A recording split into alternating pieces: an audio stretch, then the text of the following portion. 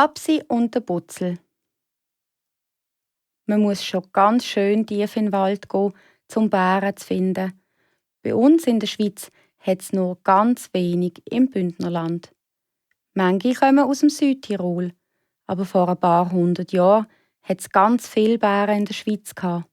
Zum Beispiel die Freunde vom Zwerg mit dem langen Bart, das Bärenmami Ursina und ihre Bärenkinder, die Babsi und der Butzel. Wenn die Mami gerade einen Mittagsschlaf macht, haben die zwei einen Haufen Schabernack im Kopf. Sie purzeln über die Wiese und jagen die Schmetterlinge. Das wird aber schnell einmal ein bisschen langweilig. «Viel zu einfach», meint der Butzel. «Komm, Babsi, wir spielen lieber ein bisschen Versteckis im Wald.» «Oh ja!» Babsi findet das eine super Idee. Ganz leislich schleichen die zwei davon in den Wald, spielen freudig hinter den dicken Baumstämmen Versteckis, während die Mami immer noch friedlich am Schlafen ist. «Puh, das ist anstrengend», findet Babsi. «Machen wir eine kleine Pause?» «Ja, ich bin auch schon ganz erledigt. Komm, Babsi, wir legen uns ins weiche Moos. Dort ist es schön kiel.» «Ah, Butzel, da duftet es aber gut. Nach Pilz.» Und wo der Butzel so auf in die Baumkrone schaut, sieht er etwas. Ja, was denkt ihr, was er sieht? Jawohl, ein grosser, dicker Bienenstock. Und jeder weiss, wie gern kleine Bären Honig haben. «Ui, wir können doch an Mami ein bisschen Honig mitbringen. Siehst du noch immer ein Bienenli, Babsi?» «Oh ja, gute Idee. Nein, ich sehe kein Bienenli, aber der Bienenstock ist recht weit oben. Hast du eine Idee, wie wir jetzt hier dran kommen sollen?» «Nichts leichter als das, Babsi.» Und schwupps ist der Butzel schon auf halbem Weg nach oben. Der Butzel war schon immer ein richtig guter Kletterer gewesen. Und kaum oben angekommen, klettert er auch schon auf den Ast. Der biegt sich ganz gefährlich durch. «Hui, ich kann gar nicht hinschauen», findet Babsi. Aber ratsch, hat der Butz den Bienenstock schon in der Hand. Oje, denkt sich Babsi.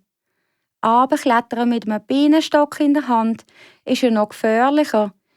Erst, wo der Butzel wieder heil unten angekommen ist, traut sich die Babsi wieder richtig die Augen aufzumachen. «Butzel, du bist einfach der Größte», rief die Babsi voller Freude. «Jetzt aber ab zur Mami.» Schon fast bei der Lichtung angekommen. Oh je, hören die zwei Bärenkinder ein Summen im Bienenstock. Oh Schreck! Der ist, glaub doch nicht so leer gsi, wie die zwei gemeint haben. Und jetzt sind die Bienenli drinnen auch noch aufgewacht.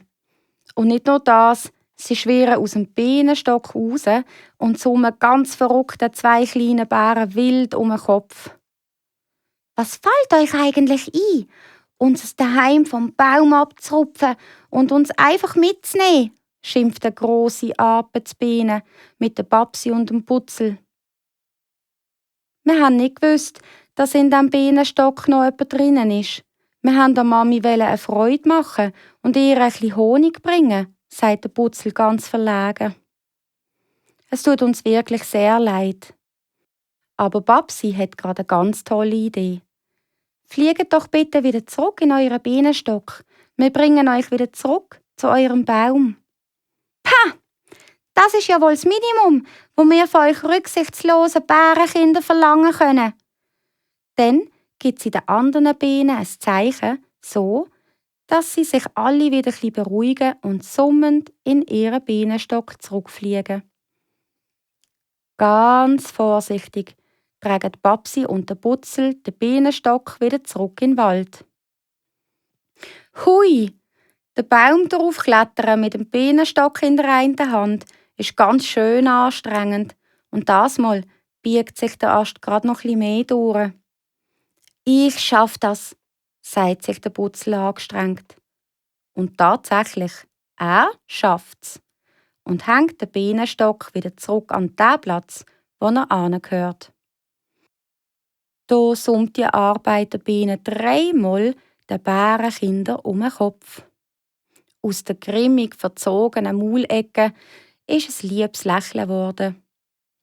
Ich danke euch, dass ihr uns wieder heimgebracht habt. Als Dank schenke ich euch eine grosse Bienenwabe. Vielen Dank, sagt Babsi. Jetzt aber schnell heim. Jetzt kommt Mami doch noch zu ihrem feinen Honig, freut sich der Butzel. Ihr seht, nicht immer braucht es einen Zauberbar, um tolle Geschichten zu erleben. Das passiert manchmal von ganz allein.